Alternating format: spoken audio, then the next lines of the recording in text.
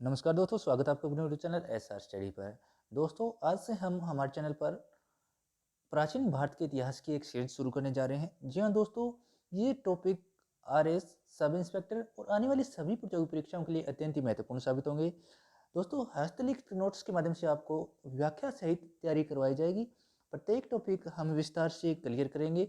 दोस्तों, आरएस और एसआई की जो एग्ज़ाम है वो आने में अभी टाइम है, तो दोस्तों एग्ज़ाम होने से पहले आपकी तैयारी बहुत अच्छी हो जाए, इसके लिए हमने ये सीरीज़ शुरू की है।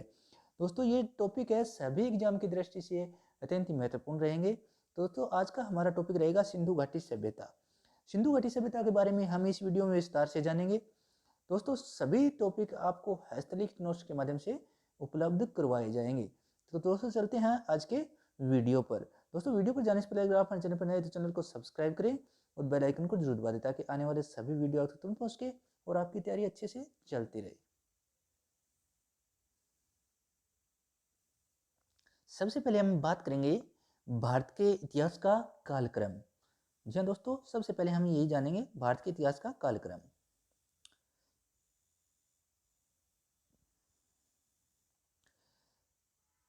सिंधु घाटी सभ्यता का जो कालक्रम है वो है 2600 बीसी से 1900 बीसी तक। ये एनसीईआरटी की बुक के अनुसार है। ऋग्वेद काल 1500 बीसी से 1000 बीसी तक का जो काल था उसे ऋग्वेद काल माना जाता है। उत्तर वैदिक काल की अगर बात करें तो 1000 बीसी से 600 बीसी तक का जो काल है, ईसा पूर्व का काल, वो हम उत्तर वैदिक काल के अंतर्गत रखेंगे। इसके बाद अगर बात करें हम महाजनपद काल, 600 बीसी से 322 बीसी तक का जो काल है वो महाजनपद काल कहलाता है। मौर्य काल की अगर बात करें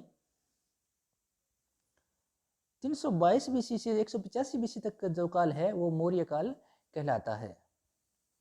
185 बीसी से 319 एडी तक का जो काल है वो मौर्योत्तर काल कहलाता है। 319 एडी से 550 एडी तक का जो काल है वो गुप्त काल कहलाता है। इसके बाद अगर बात की जाए 606 एडी तक, एडी से 647 एडी तक का जो काल है वो हर्ष का काल था। 750 एडी से 1000 एडी तक का जो काल है वो राजपूत काल और त्रिपक्षीय संघर्ष इसमें हम देखेंगे। 1192 एडी से 1526 एडी तक का जो काल है वो सल्तनत काल कहलाता है।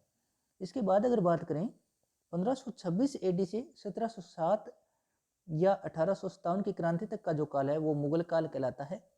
इसके बाद अगर बात करें हम 1707 एडी से 1947 तक का जो काल है वो आधुनिक भारत के अंतर्गत हम इसे देखेंगे।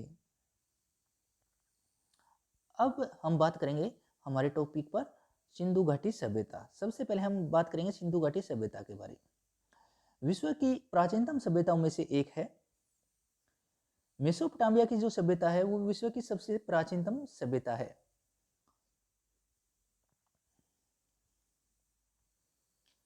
सिंधु घाटी सभ्यता है वो एक शहरी सभ्यता थी। 1826 में चार्ल्स मेसन ने सर्वप्रथम इस सभ्यता की तरफ ध्यान आकर्षित किया। 1826 ईस्वी में चार्ल्स मेसन के द्वारा सर्वप्रथम सिंधु घाटी सभ्यता की तरफ ध्यान आकर्षित किया गया था। 1856 में जॉन बर्टन एवं विलियम बर्टन, दो भाइयों ने लाहौर से कराची तक रेलवे लाइन बिछाते समय हड़प्पा के ईंटों का प्रयोग इन्होंने किया था। 1856 में जॉन बर्टन और विलियम बर्टन, दो भाई थे। लाहौर से कराची तक रेलवे लाइन बिछाते वक्त इन्होंने हड़प्पा के ईंटों का प्रयोग किया था। 1856 में अलेक्जेंडर कनिंघम ने हड़प्पा का सर्वे किया, तब इन्होंने इन ईंटों को देखा तो इन्होंने पुरातत्व विभाग की स्थापना की। इन्हें पुरातत्व विभाग का जनक कहा जाता है। अलेक्जेंडर कनिंघम को भारतीय पुरातत्व विभाग का जनक कहा जाता है। 1921 में भारतीय पुरातत्व विभाग के निदेशक सर जॉन मार्शल के निर्देशन में दयाराम साहनी ने हड़प्पा में उत्खनन किया।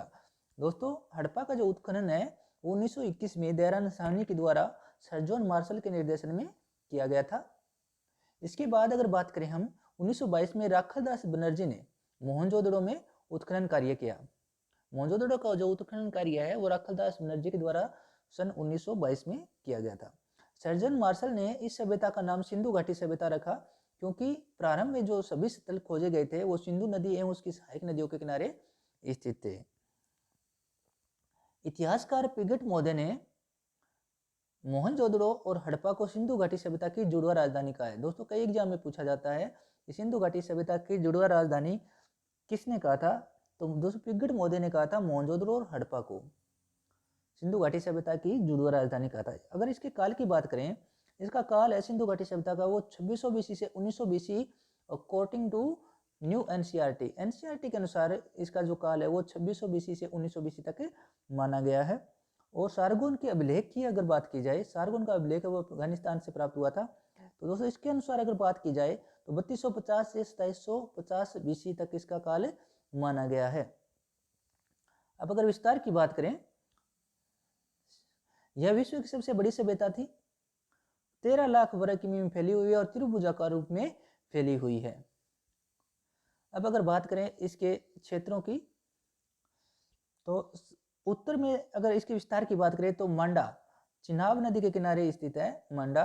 दक्षिण में अगर बात की जाए तो देमाबाद महाराष्ट्र में यह प्रवरा नदी के किनारे स्थित है।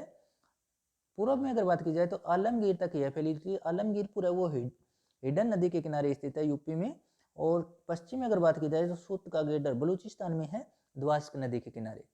और शोरतुरगई है वो अफगानिस्तान में स्थित है। तो दोस्तों ये हमने बात की इसके विस्तार की, सिंधु घाटी सभ्यता का विस्तार की हमने बात की। उत्तर में मांडा, दक्षिण में देमाबाद, पूर्व में आलमगीरपुर और पश्चिम में अगर बात की जाए सूत का गेडर। इनमें से एग्जाम में क्वेश्चन पूछा जाता है कि आलमगीरपुर किस नदी के किनारे है, मांडा किस नदी के किनारे। तो दोस्तों ये नदियों के नाम याद रखना बहुत जरूरी है। अगर नगर नियोजन की बात की जाए तो सिंधु घाटी सभ्यता एक शहरी सभ्यता थी। उत्कृष्ट नगर नियोजन जल निकासी की व्यवस्था के लिए यह प्रसिद्ध है। सभी नगर है वो शतरंज बोर्ड के समान बसे हुए हैं। सभी सड़कें एक दूसरे को समकोण पर काटती है। घरों के दरवाजे हैं वो मुख्य मार्ग पर नहीं खुलते हैं। 2 मंजिला इमारत बनाई जाती थी, अर्थात इन्हें सीढ़ियां बनाने का ज्ञान था। सिंधु घाटी के लोग हैं वो 2 मंजिला इमारत भी बनाते थे और उनमें सीढ़ियां लगी हुई है, तो इन्हें सीढ़ियां बनाने का भी ज्ञान था। घरों के दरवाजे हैं वो मुख्य मार्ग पर नहीं खुलते हैं, पीछे की तरफ खुलते हैं। सड़कें एक दूसरे को समकोण पर काटती है और जो नगर है वो शतरंज बोर्ड के समान बसे हुए हैं। सिंधु घाटी सभ्यता वो एक शहरी सभ्यता थी। प्रत्येक घर में 3 या 4 कक्ष, रसोई, खुला क्षेत्र आदि होते थे। कुछ घरों में कुएं भी होते थे।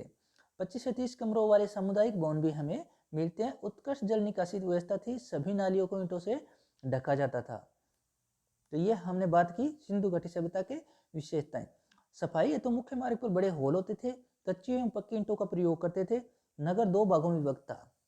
नगर है वो 2 भागों में विभक्त था। पूर्वी भाग में जन सामान्य रहता था तथा पश्चिमी भाग में ऊंचे टीले पर निर्मित होता था और जिसे दुर्गीकृत किया जाता था। तो ये बात की हमने सिंधु घाटी सभ्यता की नगर नियोजन की।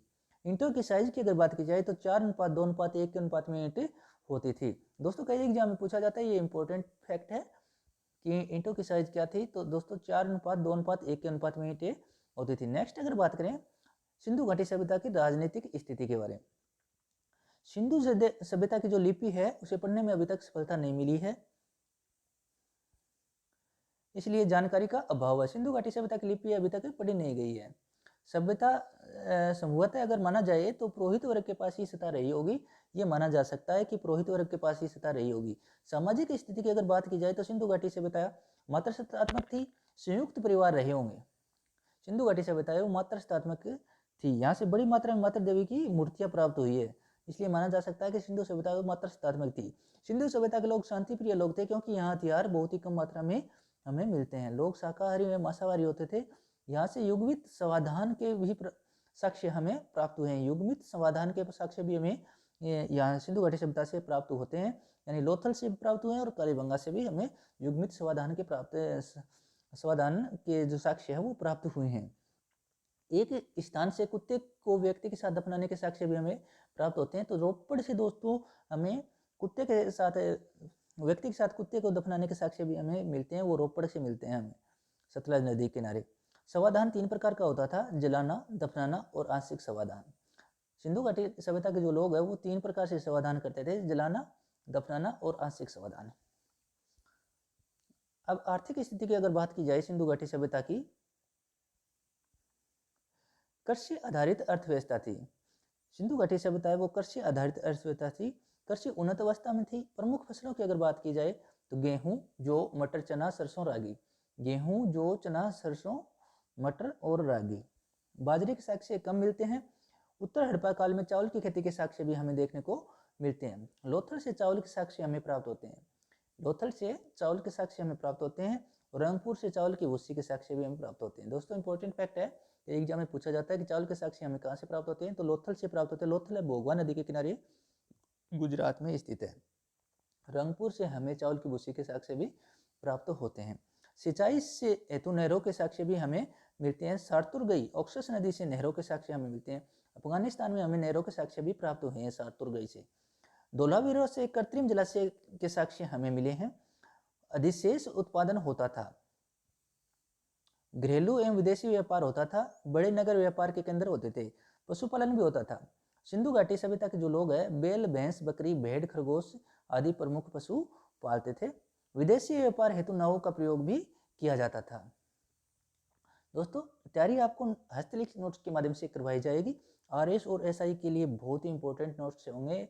दोस्तों राजस्थान जी के प्राचीन भारत, आधुनिक भारत, मध्यकालीन भारत, राजनीतिक विज्ञान, राजस्थान का भूगोल, राजस्थान की कला एवं संस्कृति, सभी टॉपिक आपको ऑब्जेक्टिव क्वेश्चन के माध्यम से और व्याख्या सहित आपको उपलब्ध करवाए जाएंगे। तो दोस्तों आने वाले एग्जाम की दृष्टि से ये वीडियो आपके लिए अत्यंत ही महत्वपूर्ण साबित होंगे। तो दोस्तों चैनल को जुड़ रहे हैं, चैनल को सब्सक्राइब कर ले और बेल आइकन को जरूर दबाएं ताकि आने वाले सभी वीडियो तक तुम पहुंच के और आपकी तैयारी अच्छे से चलती रहे। नेक्स्ट अगर बात की जाए तो सारगोन के अभिलेख में इस सभ्यता को मेलुहा कहा गया है। सारगोन के अभिलेख में इस सभ्यता को मेलुहा कहा गया है। मेलुहा नाविकों का देश कहा जाता था। मेलुहा हजा पक्षी के लिए प्रसिद्ध था। हजा पक्षी है वो मोर को कहा जाता था। लोथल से फारस की गोल मोहर प्राप्त होती है। लोथल से फारस की गोल मोहर है वो प्राप्त हुई है। मोहनजोदड़ो से मेसोपोटामिया की गोल मोहर हमें प्राप्त होती है। कई बार एग्जाम में पूछा गया है फारस की गोल मोहर कहाँ से प्राप्त हुई है, तो दोस्तों लोथल से प्राप्त हुई है। और मेसोपोटामिया की जो मोहर है वो हमें मोहनजोदड़ो से प्राप्त होती है। अगर बात की जाए दिलमुन और माकन, दिलमुन और माकन है वर्तमान में बहरीन और ओमान मध्यस्थ का कार्य करते थे। दिलमुन और माकन मध्यस्थ का कार्य करते थे। सिंधु सभ्यता वो स्वीडन के लिए प्रसिद्ध थी। स्वीडन, दोस्तों कपास को स्वीडन कहा जाता है। कई बार एग्जाम में पूछा गया है कि कपास को सिंधु घाटी सभ्यता के लोग क्या कहते थे, तो स्वीडन कहा जाता था। कपास की सबसे पहली खेती है वो भारत में हुई थी। उद्योगों की अगर बात की जाए इस सभ्यता के लोग तांबा एवं टीन मिलाकर कांस्य का निर्माण करते थे। दोस्तों कांस्य युगीन सभ्यता है, सिंधु घाटी सभ्यता है वो कांस्य युगीन सभ्यता है। तांबा और टीन मिलाकर कांस्य का निर्माण किया जाता था। सोने और चांदी से परिचित थे। सिंधु घाटी सभ्यता के लोग हैं वो सोने चांदी से परिचित थे, लेकिन लोहे से परिचित नहीं थे। मनके बनाने के कारखाने भी हमें मिलते हैं। नेक्स्ट अगर बात की जाए ईंटों के निर्माण हेतु भट्टे भी प्राप्त हुए हैं। धार्मिक स्थिति की बात करेंगे। आर्य है वो सिंधु घाटी के लोग हैं जो वो बहुदेववाद में विश्वास रखते थे। मातर देवी और देवताओं की पूजा करते थे। हालांकि मातर देवी की मूर्तियां अधिक मात्रा में मिलती है। सिंधु घाटी सभ्यता में मातर देवी की मूर्तियां वो अधिक मात्रा में मिलती है। मोहनजोदड़ो से एक मुहर मिलती है जिस पर देवता का अंकन है। सर्जन मार्शल ने इसे पशुपतिनाथ कहा है। पशुपतिनाथ की संज्ञा है वो सर्जन मार्शल के द्वारा दी गई थी। मोहनजोदड़ो से एक मोहर प्राप्त हुई है, उस पर एक देवता का अंकन हमें मिलता है। हवन कुंड के साक्ष्य भी हमें मिलते हैं। यज्ञ अनुसंधान करते थे, यज्ञों में बलि देते थे। जादू टोने टोटके में विश्वास करते थे, योग करते थे। वृक्ष पूजा, लिंग पूजा, योनि पूजा के साक्ष्य भी हमें प्राप्त होते हैं। तो दोस्तों ये बात की हमने सिंधु घाटी सभ्यता के बारे में। नेक्स्ट वीडियो हम बात करेंगे सिंधु घाटी सभ्यता के स्थलों के बारे में।